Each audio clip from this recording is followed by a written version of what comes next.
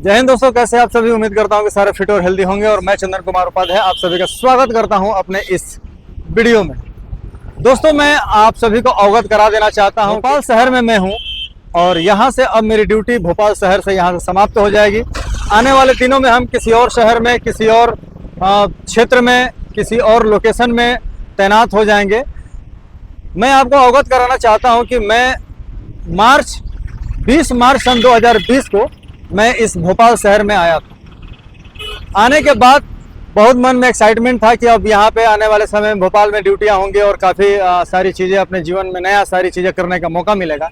लेकिन तभी उस समय पूरा देश कोरोना महामारी के दौर से गुजर रहा था। 2020 को देश के प्रधानमंत्री जी के द्वारा पूरे देश में पूरे जगहों पे लॉकडाउन डिक्लेयर कर दिया गया और पूरा देश, हालांकि हमारा देश ही क्या, पूरा विश्व ही एक महामारी से निपटने के चक्कर में पूरी तरीके से अपने अपने घरों में कैद हो चुका था।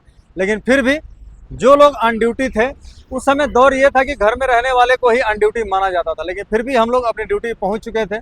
वहां से हमारा भोपाल का सफ़र शुरू हुआ। बहुत सारी अन्यत्र हम लोगों ने ड्यूटियाँ की। इस पूरे 5 साल 2 महीने, लगभग 62 महीने के दौरान बहुत सारे लोग मिले, कुछ जीवन में नए मिले, कुछ पुराने लोगों के साथ दोबारा मुलाकात हुई। बहुत सारे अनुभव रहे, बहुत सारे इंस्ट्रक्टर्स के साथ मेरी मुलाकात हुई, बहुत सारे ट्रेनिंग जीवन में आए और सभी को मैं बहुत बहुत धन्यवाद करता हूं कि आप लोगों ने इतना शानदार समय, अपना बहुमूल्य समय मुझे दिया, जिससे कि मैं आप लोगों की संगति में रह के कुछ न कुछ अपने जीवन में परिवर्तन करके अपने आप को आगे बढ़ाने की कोशिश कर रहा हूँ। कहीं ना कहीं ये आप सभी का योगदान है, आप सभी की देन है, जिसकी वजह से मैं आज इस तरीके से आपके समक्ष खड़ा हूँ और बोल पा रहा हूँ। शायद ये चश्मा काफ़ी देर से इरिटेट कर रहा है, बहुत लंबा सफ़र से हम लोग तय करते हुए यहाँ पर आ रहे हैं। भोपाल शहर की अगर बात की जाए तो इस भोपाल शहर ने हजारों साल से इसकी एक समृद्धि है, एक विशाल विरासत है, एक सांस्कृतिक धरोहर है।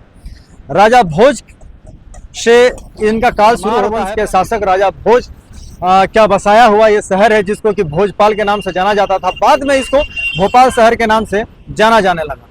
बहुत सारे शासक यहाँ पर आए और गए, लेकिन परमार वंश के स्थापना में बना हुआ ये झील, जो कि इस पूरे भोपाल के लिए दायनी है और बहुत सारे नदियों को जोड़ करके यहाँ पर इस ताल को बनाया गया है। साथ ही साथ ये हमने बहुत सारी चीज़ें आपको पहले भी ब्लॉग में कवर किया हुआ है। साथ ही हमने बताया था कि रहने के लिहाज से, एक स्वस्थ जीवन और एक स्वस्थ लाइफ रहने के लिहाज से ये शहर बहुत ही उत्तम है। बहुत ही बात किया जाए तो साफ सफाई में भी इस शहर का बहुत बड़ा योगदान है। आप मेरे पीछे से भी देख सकते हैं कि सर्वोत्तम प्रदेश, जिसको कि देश का दिल कहा जाता है, मध्य प्रदेश, और मध्य प्रदेश की राजधानी है भोपाल। और भोपाल में आप शिक्षा की बात कीजिए, एजुकेशन की, मेडिकल लाइन के एम्स यहीं पर है। आप पीछे मेरे देख सकते हैं हमीदिया सरकारी अस्पताल। इसके अलावा यहाँ पे चिरायू है, LBS है। इसके अलावा सागर इंस्टीट्यूट से लेके बंसल से लेके बहुत सारे यहाँ पे engineering college, medical college education के लिए आपको पर्याप्त है। साथ ही साथ आप कला के क्षेत्र में जाना चाहते हैं, उसके लिए यहाँ पर शिक्षा की पूरी व्यवस्था है। आप आर्ट साइड में जाना चाहते हैं, आप सिविल सर्विसेज की तैयारी करना चाहते हैं, उसके लिए ये शहर पूरी तरीके से डेडिकेटेड है। साथ ही साथ अगर सांस्कृतिक की बात की जाए तो यहाँ पे हिंदू और मुस्लिम दोनों ही धर्म के लोग, हालांकि इसके अलावा अन्य भी बिरादरियां हैं, लेकिन दो जो सबसे बाहुल्य क्षेत्र है ये हिंदू और मुस्लिमों का, दोनों ही बहुत एकता के साथ, एकजुटता के साथ, आपसी सौहार्द के साथ ये यहाँ पर अपना समय यहाँ पर व्यतीत करते हैं। राजाओं का तो शासन रहा, मुस्लिम शासकों ने भी यहाँ पर शासन, लेकिन सबसे बड़ा जो यहाँ पर एक उदाहरण आता है, बताया जाता है कि बेगमों के द्वारा ये शासित ये शहर रहा है।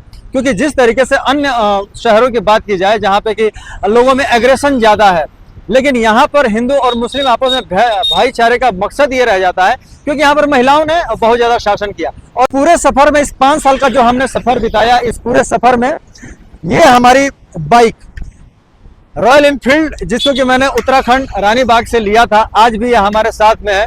और उत्तराखंड में भी ग्वालदम में जब मेरी पोस्टिंग थी चमोली में, उसने वहाँ पे भी हमारा साथ दिया।